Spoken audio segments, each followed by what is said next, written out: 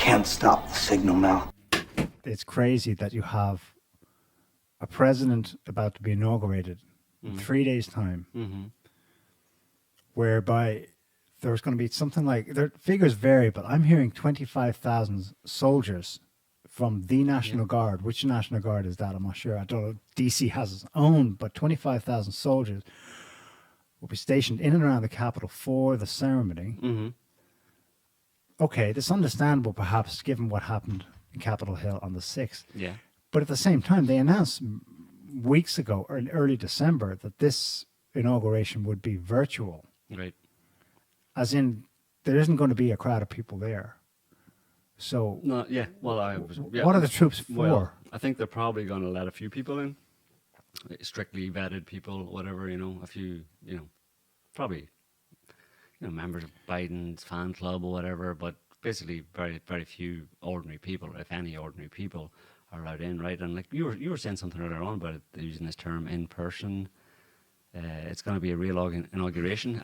It's going to be a normal inauguration, a real normal inauguration. Broadcast or not broadcast, but it's going to be nationwide, a nationwide audience, nationwide attendance. And then someone says, "So you mean like people there?" Oh no, not in person. Right. So they talk about a virtual, basically online or on TV inauguration, as if all the people are there, but then you have to confirm that. Do you mean people will be there? No, nobody there. Right. So it's a live inauguration where everybody gets to participate and stuff, except no one's there. They were anxious to reassure people that this would be an inauguration as normal. As normal. As normal. In fact, it's going to be better than normal. Right. Because it's going to be broadcast, and there's going to be peripheral events taking place in all 50 states that will be connected to the main event in DC. But in the article I found describing roughly some itinerary of what's expected to happen that day,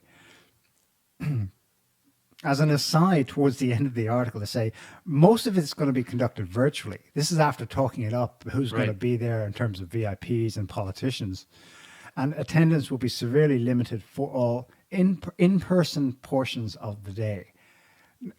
Let's say it matter of factly, in-person portions of the day. Like, everyone knows what that is.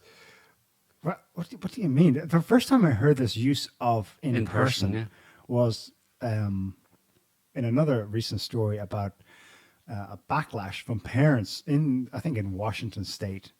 They were pleading with either, I think it was a school district board. Yeah. For the love of whatever, can you please let our kids come back to school? They're driving us nuts at home. Of course, this is happening all over the place, right? And the response they were getting was, in-person education, no, we can't do that. But they were trying to reassure them that the program would run completely as normal. As normal. The school curriculum is still, they will still have their holidays, they will still have their exams at certain periods. The only thing that's changed, they were saying to them, relax, there will be no in-person learning this year. You mean there's no kids in the school? So the school is operating... There's nothing at all. There's no social interaction. There's no teaching. Right. So the school is operating 100% as normal, without the pupils and teachers. Exactly. Right. And this inauguration will be there'll be fireworks, there'll be great displays. It will be operating as normal. There will be celebrities singing. Right. On the internet. Virtually. Right. They won't actually be there because that would be in person. Right. Of course, the COVID means you can't do that. So. Well, and also white terrorism. Yeah. White supremacism. White terrorism, Neil. Call it what it is. It's white terrorism.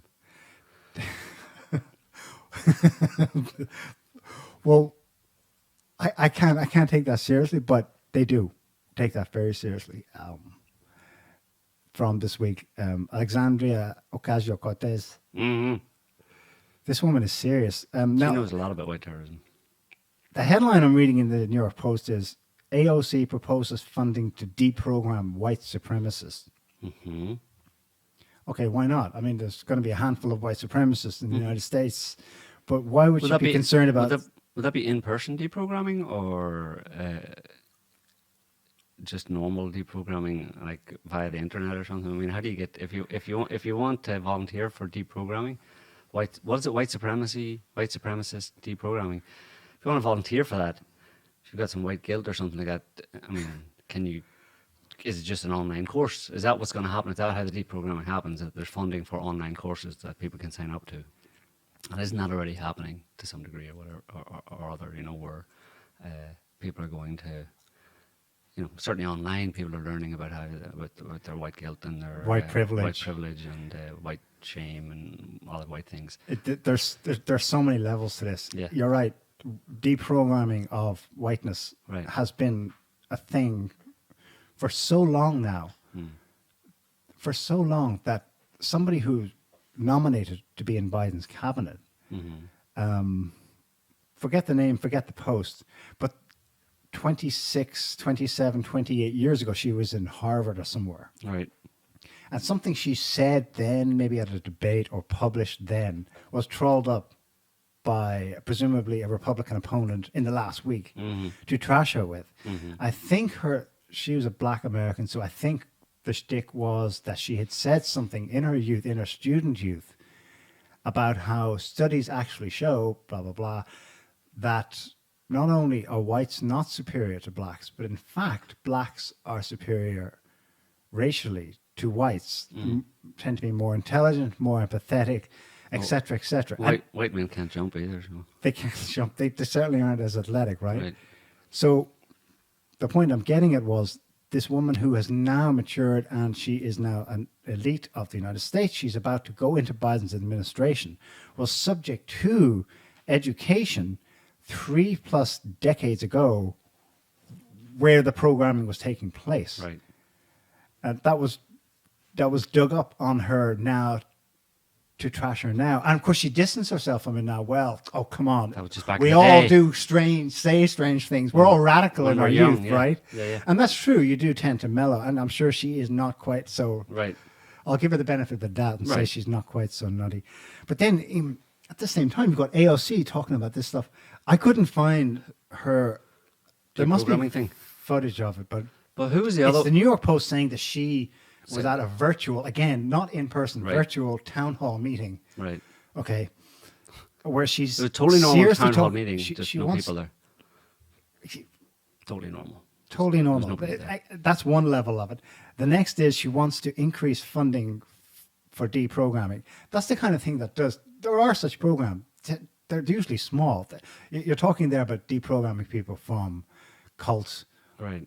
or severe forms of brainwashing brought on by Stockholm syndrome, Yeah. from being kidnapping or something.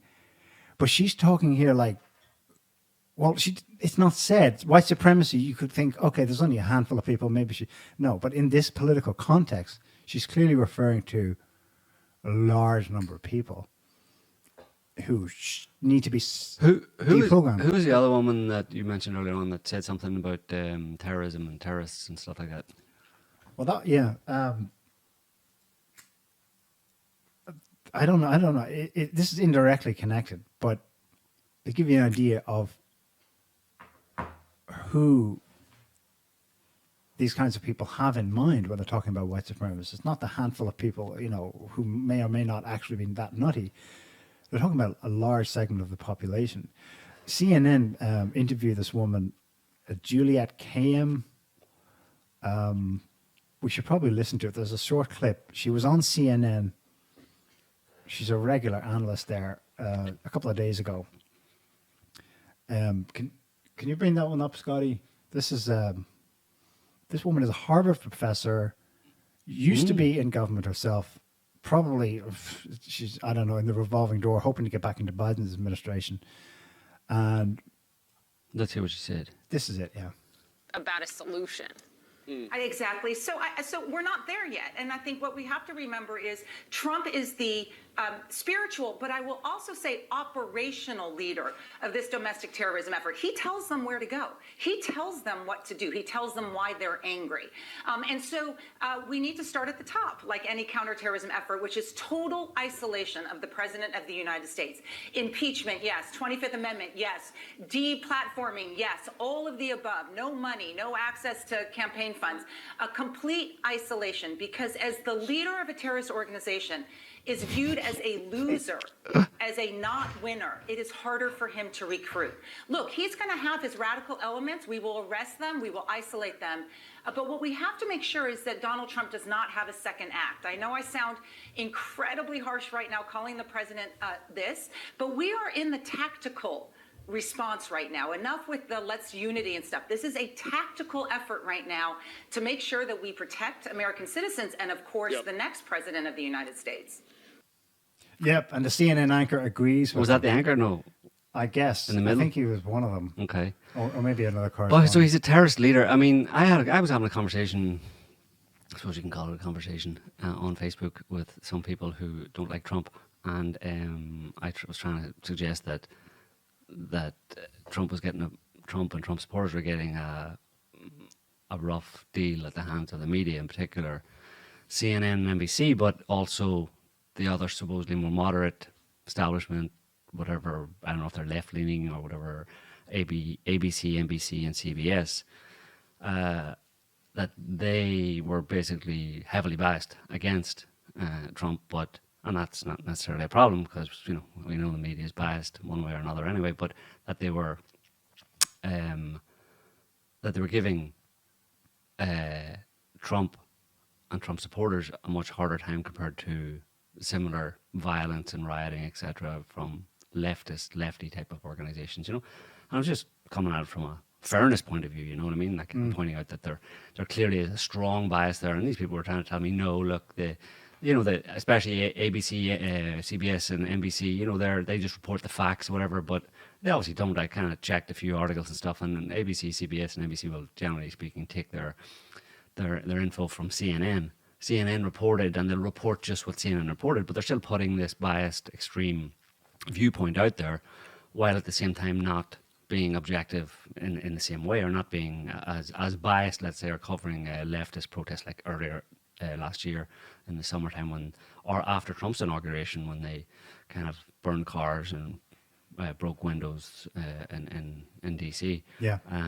They didn't report. That wasn't the problem for those media outlets, which are probably like 90% of the media outlets, the mainstream media outlets. You've only really got Fox News after that, basically, that is not on that side of the aisle, let's say. So the majority of the media is very much all anti-Trump, and some of them are more, they're kind of good cop, bad cop, but they're all anti-Trump. I mean, I don't think anybody with any sense can disagree with that. But a lot of people who don't like Trump don't really have much sense, in the sense that they can't see that kind of bias or admit to it, because they themselves have a personal investment in not liking Trump. You know what I mean? Yeah. And I don't necessarily like Trump or love Trump or whatever, but because you know, I'm not interested in partisan politics in that way. I'm simply interested in what the truth of a situation is, and I want to be able to call out an obvious truth that's kind of staring in the face. But these people, because they have a personal investment in hating Trump, they can't actually see or admit to that bias, and they're trying to claim that no, the leftist media, you know, condemned anti-Trump violence as well, and they obviously didn't. And this is a good example. That's why I'm saying this is a good example, because there's a clear bias on the part of that woman and on the part of CNN, an extreme bias in allowing someone on and validating someone who calls Trump a terrorist leader, and that he's leading a terrorist army, and that he needs to be, you know, hung, drawn, and quartered for it. You know, that's extreme bias right there, that they don't play. And of course, you know, they would justify it by saying, well, this is an obvious threat. You know, a bunch of leftist radical type people on the street aren't the same threat as someone like Trump and his followers. But you know, she can say that in a climate where a politician, the one we just mentioned, 2 days prior, if I use the term reluctantly because I hated it when they used it, but because she's not clear as to whether she's using the definition of white supremacists in the sense that it's properly used originally, say in academia, very few people who are actually consciously racialist and so on like that. Because she left it open, effectively a politician signaled first, prior to her being able to make such an extreme statement, that she was dog whistling. White supremacists, ... Really, between us, we know that I'm referring to Trump supporters generally. Or at least, at the very least, that's left open. Right. So when you have such an extreme rhetoric about presumably getting a hold of them to deprogram them, and not done virtually or voluntarily, but with some force of the legal force of the law behind it. If you're a politician and that's what you're pushing as a policy, well, you're going to get people following up and appealing to them for their support by saying, "Oh, I have another idea. I can take it even one step more extreme than you. Right. Why don't we just classify them all as terrorists? Yeah. Him as the terrorist leader, and see this whole thing as a counterterrorism operation." Yeah, it's madness. Like, and I mean, that seems to be the fate of, American politics. It's just descending into complete madness. Obviously, partisan politics extreme when it gets to an extreme is it just turns into insanity and I mean, for people, I don't even know if there's any point in commenting on it, in the sense that someone calling, almost by implication, 75, 80 million people part of a terrorist organization in America, so 75 or 80 million ordinary Americans, they're all terrorists, or Ocasio-Cortez saying they all need to be deprogrammed.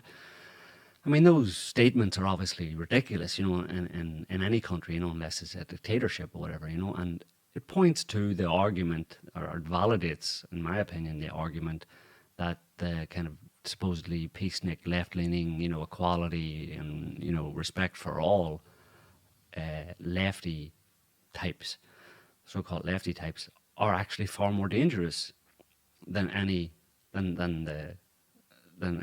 on the right or conservative, whatever. And of course, they claim that they're only responding this way because of the danger of people on the right, because they're the terrorists, they're the radicals, the militants, they're the ones who love the guns and all that kind of stuff. But you have never heard any on Fox News, which is the only the last conservative mainstream media channel standing, them have anybody on advocating that you should, or calling every liberal or every socialist or whatever in America a terrorist, a commie terrorist, and they should all be. I mean, they've called them commies and socialists and all that kind of stuff, but they've never advocated for their reprogramming or called them terrorists and all the implications that comes along with calling someone a terrorist, i.e. they're enemies of the state and they should be taken out.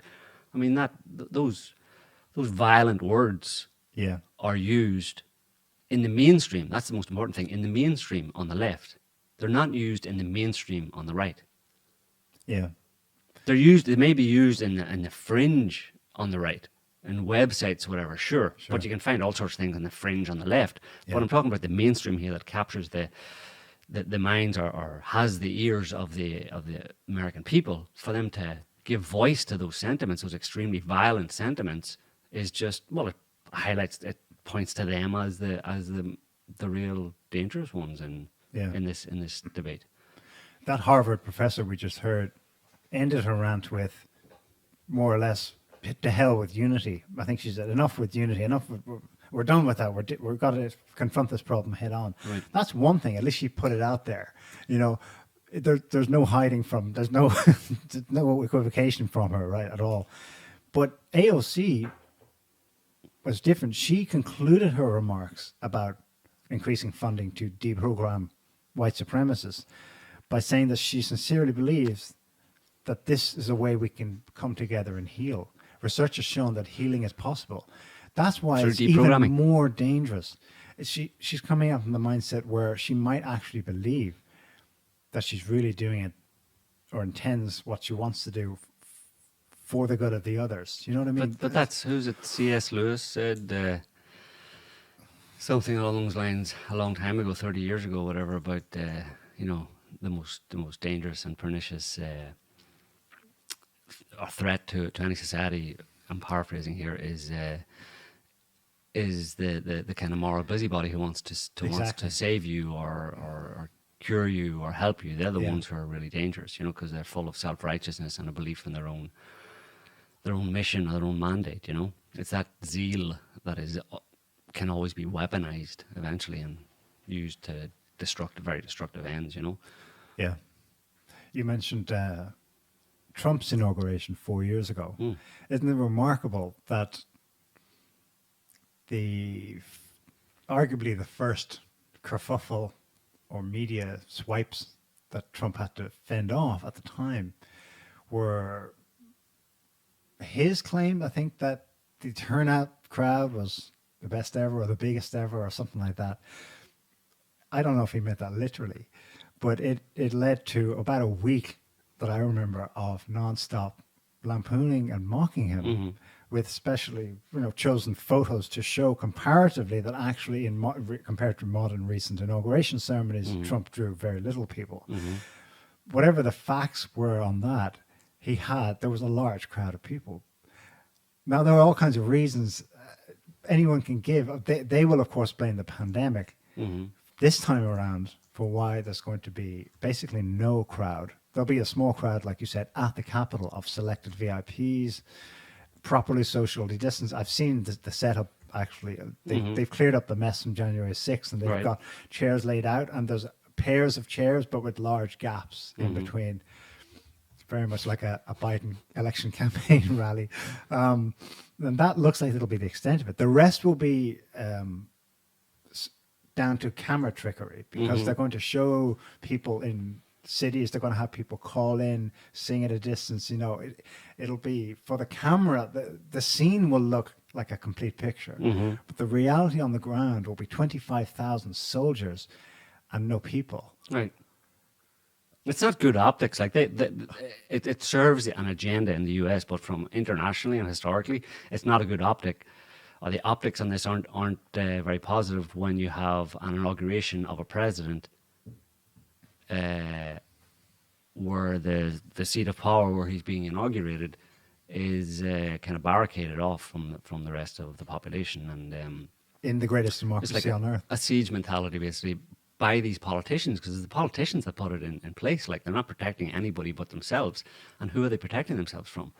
Well, of course, it's one section of the population, but it doesn't matter. Historically, whenever the leaders of a country have to barricade themselves inside their parliament building, you don't want. But the politicians in question here, the Democrats and the Washington establishment, are so far up their own backsides, that all they can see is What they want to see, I well, suppose. I mean, there's been all sorts of kind of crazy conspiracy theories about a kind of continuation of the QAnon. The band's going to make it, just, wait one more day, 24 hours. There's some serious indictments coming down and stuff, and it's still going on, and it'll go on up to and past Inauguration Day. But the latest one is that all those troops are there as part of a dastardly plan. Not dastardly, well, it depends who you're listening to. Dastardly or awesome plan by Trump and his insider friends, whatever, to take them all hostage. That he'll, on Inauguration Day, he'll invoke the Insurrection Act, which supposedly puts those 20,000 troops immediately under his power, and he will order them in to arrest all. Move in and arrest in all one fell members swoop. of Congress. All put them all in cuffs and take them away. And but that's obviously crazy. And What odds would you give that? very, very small, 1 in a million. So you're saying there's a chance? Yeah, there's a chance. There's a chance. So, there's a story just came out yesterday about there was $500,000 in Bitcoin, which isn't a lot of Bitcoins these days, like 28 Bitcoins or something like that, were sent to a bunch of Trump, well-known Trump supporters in the US, just before the Capitol riot on the 6th, a day or two before. Or maybe a few weeks before. Anyway, and it was sent by a French computer programmer who then committed suicide.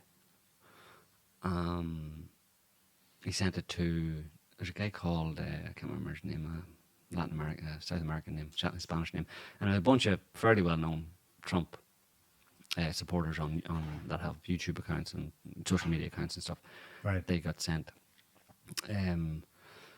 this money from this guy, and they're saying that, but they're looking into it and saying that maybe, who is this guy associated with, and they're bringing up the Russian thing, either Russia or China or something. That basically the FBI is officially, if you look it up on the internet, you can do a search, the FBI is officially looking into the possibility that the rioters on Capitol Hill were funded by The Kremlin. Or Beijing, maybe, or Iran, maybe. But I'm not sure what funding would be involved there. I mean, it's just like, most of those people can buy their own, sticks and, clothes and, hats and Trump scarves and flags and stuff. They don't need like $500,000 to organize themselves to go to the Capitol, you know. Yeah. So I don't know where, but it's just more American. It's an American flex. They all do it. Has Not to be all so. Americans, but all sides and all political issues do it. Deflect to the outside. else. We saw it from the Trump lawyers. Oh well, they were for a while. Sidney Powell and the other fellow, Lynn Wood. I mean, they created a jobs. whole story around how it was foreign interference. Venezuela. That wasn't the main thrust of their argument, but it was always tacked on that the election was stolen, they claimed. And a big chunk of it was in part because it was coming through from outside. So it's an uniquely incredible American. flex. It's uniquely American. Uniquely American. I think Nothing can happen. Bad can come from within this country, especially when it's something that divides the country, or can attacks the powers that be, or undermines the powers that be, or undermines the system in the US. It can never be an inside job. It always has to be external. I think it's learned. I think it's a learned response in the general population from decades of conditioning from their elites, who of course find it convenient for everything that goes wrong to project it on a foreign. It's never our fault. We'll just put it outside. You know? Right. It's become such a learned response. People automatically spin conspiracy theories Yeah. of their own making, you know? Yeah. And so, yeah, they're going to get Russia Gate in quotes will never go away. It'll have its uses here and there. But I think the main thrust is probably it's going to go with Trump, right? Right. Yeah. Yeah. Because everything is back in its normal place, more or less. It's pretty obvious that the point of it is to validate the claims made by the establishment, basically the Washington establishment, the political establishment on both sides, but primarily the Democrats, I suppose, but there's a lot of Republicans in there too, especially senators and stuff who are all long-term career kind of politicians who are part of the system, and it's them versus the people. It doesn't matter what kind of people, and the people are there just to be exploited, you know, for the ends of the politicians, to serve their own agendas, you know, their own goal of personal power and profit and stuff. So they put this in place, the barricades and the troops, and I've been talking it up in the media and all that kind of stuff, in order to try and give some validity or credence, or, you know, flesh out their spurious, their baseless, really, claims that there's some kind of a deadly threat. Like that woman was saying, that Trump is a terrorist leading a terrorist army. If that's the case, then sure, you need 20,000 troops and barricade the Capitol, because they might storm it on an inauguration day, right? So, but they know that's not the case. And none of them believe that, but they want as many people as possible to believe that. And if you make that claim that white supremacist terrorist Trump supporters are planning to do something evil on Inauguration Day, and a lot of people go, well, I think you're overstating a little bit. Well, then you think to yourself, well, we'll show them, and we'll put 20,000 troops and barricades and say, well, would we do this if we were just talking through our hats type thing, you know? So it's just done to give a kind of reality, if you know what I mean, to their bogus claim of there being a Trump white terrorist supremacist threat to the Inauguration Day. Yeah. It certainly doesn't look like And it also, well, the other thing I was a going to military say, threat. no, what? In the sense of dissension in the formal ranks of the United States military. No. Unless they know otherwise, because Well, they you're getting have... into QAnon stuff there now. Niall. Well, there was a report this week that... not a report, you can see them. The senators and representatives sent letters to certain generals, specifically the one who would be overseeing... Normally he would be overseeing just the ceremony. There's a small march at the end, Oh, the usually at the inauguration, White yeah. House, if you remember last time. And he's the guy in charge of pageantry, I suppose. But they formally sent letters to ask them to please vet that they would not be sending rank and file personnel Right. with suspected Trump sympathies. Right.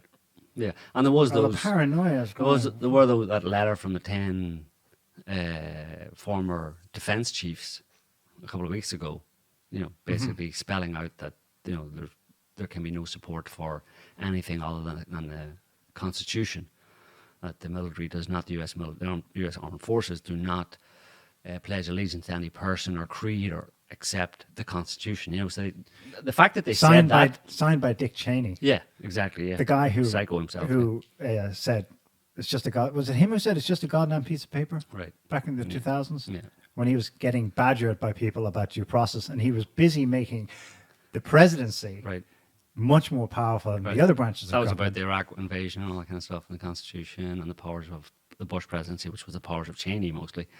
Yeah, and that's when he dismissed the Constitution because didn't fit with the narrative back then. But yeah, I mean that's true. Probably that they felt the need to do that because they realised that there is a lot of support in the military for Trump, so they weren't sure there might be some kind of a, not a rebellion, but some kind of protest or non-compliance or something like that. So they wanted to get them in line, but there's not really, there's no situation where they really think that anything would happen on Inauguration Day. And like I said, it's basically to convince the population of the reality of their claims about Trump and his followers, that they need this level of security against them because they're so dangerous, because they're a terrorist army. And also to impress upon a lot of the new members of Congress, who are just arriving, and relatively young ones, or relatively new, within the past few years, who, to impress upon them that idea, to get them in line in a certain sense as well, because they,